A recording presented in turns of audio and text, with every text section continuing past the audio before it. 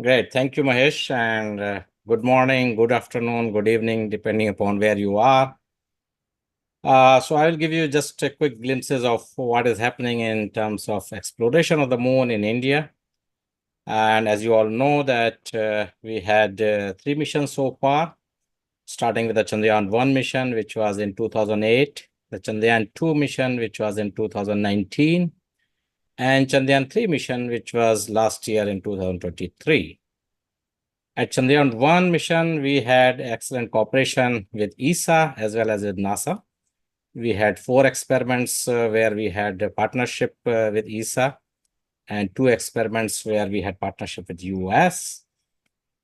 And that was essentially meant for doing chemical, mineralogical, and photogeological mapping of the whole moon in visible, near infrared, low and high energy X-rays, looking at the moon at different spatial and spectral resolutions.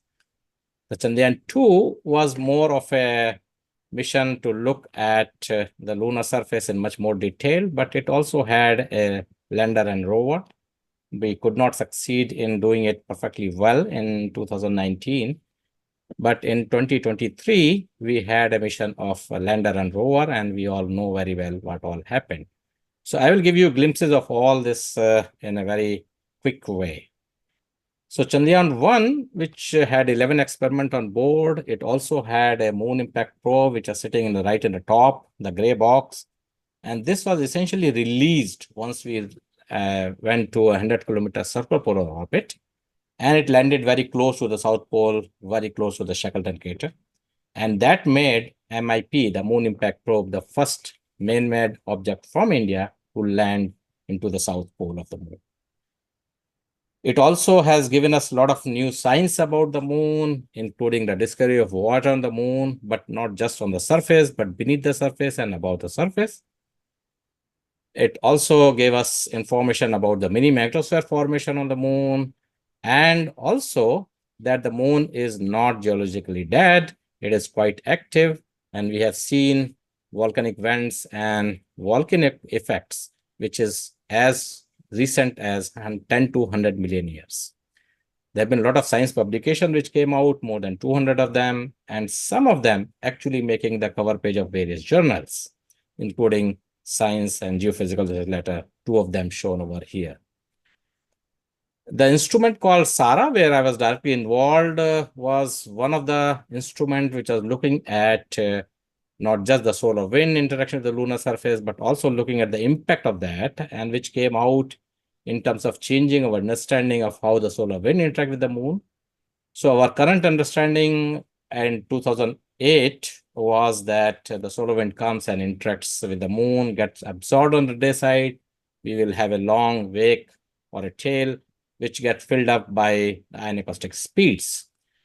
And we also knew that there are certain magnetic anomalies, but this whole picture of the simple interaction has changed now to this complex picture, which in turn suggests that the solar wind interaction with the moon is highly complex. We have seen the reflected hydrogen, almost like 20% of the impacting solar wind photons are reflected as neutral hydrogens. We have seen the formation of mini magnetosphere. We have also seen sputtered oxygen from the lunar surface. And we have also seen that the solar wind directly comes and hits the lunar surface because we have seen ENA's formation on the night side of the moon. And this is a very, very complex cartoon, so I will not go into too much detail of it, except to tell you that you can read so many papers which has come out, more than 24 of them. Chandrayaan-2 mission, which was in 2019, was much more complex than Chandrayaan-1 because it also had a lander and a rover.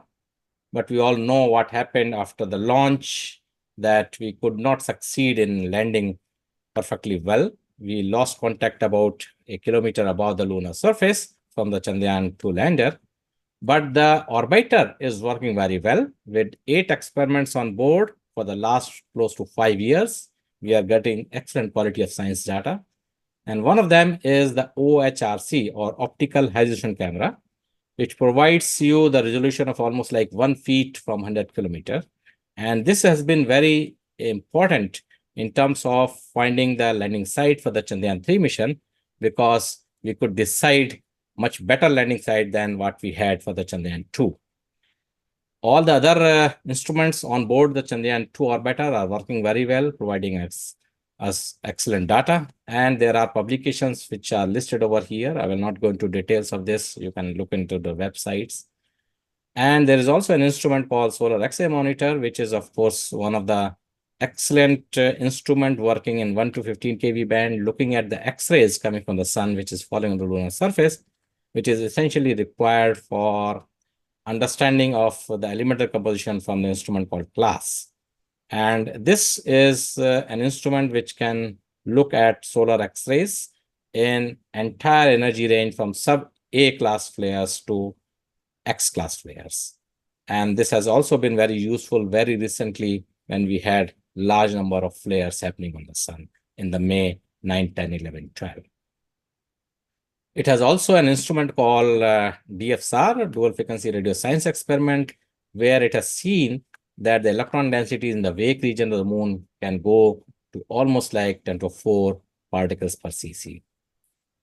Now, coming to the Chandrayaan-3 mission, which was launched on the 14th of July last year in the middle of the day using our GSLV Mark III or the LVM-3 mission, had the Chandrayaan lander and the rover. The lander was called the Vikram and the rover was called the Pragyan.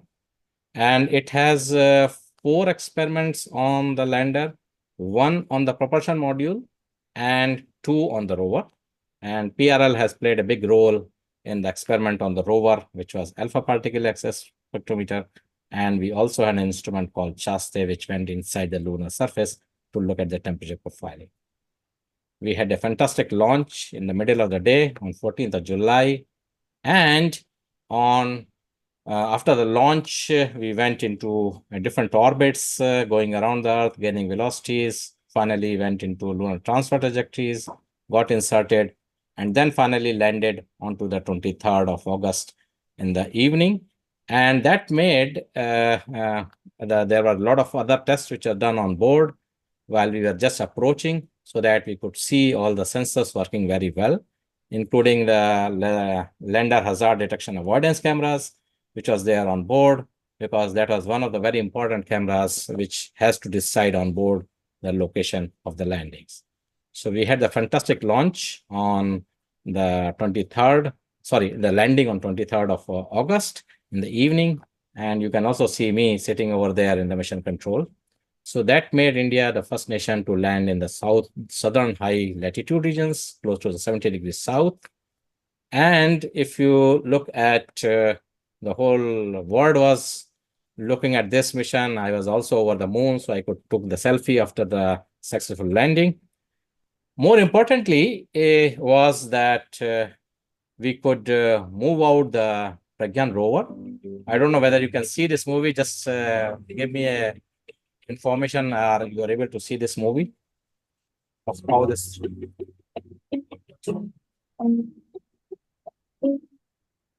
Are you able to see this? So this is how the rover was rolling out and moving on the lunar surface.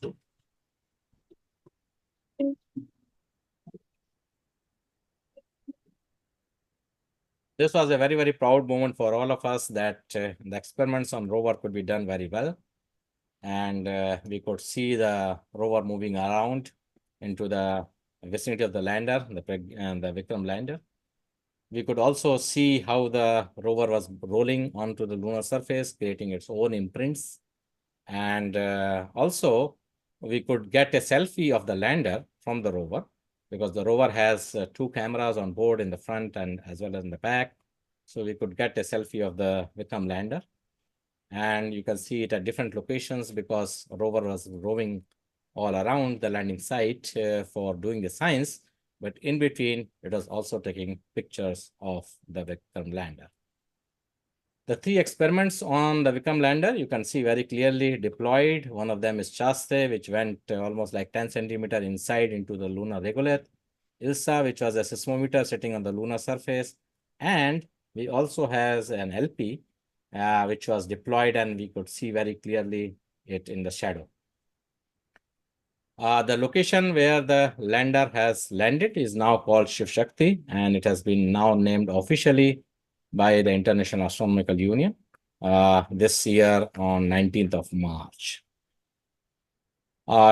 Let me see whether this one works well. You can very clearly see how the APXS instrument deployed its APXS on the lunar surface to make observations. You can see this white plate moving, and this white plate moves down to make the measurements. We wait for several hours, and then this white plate will move back.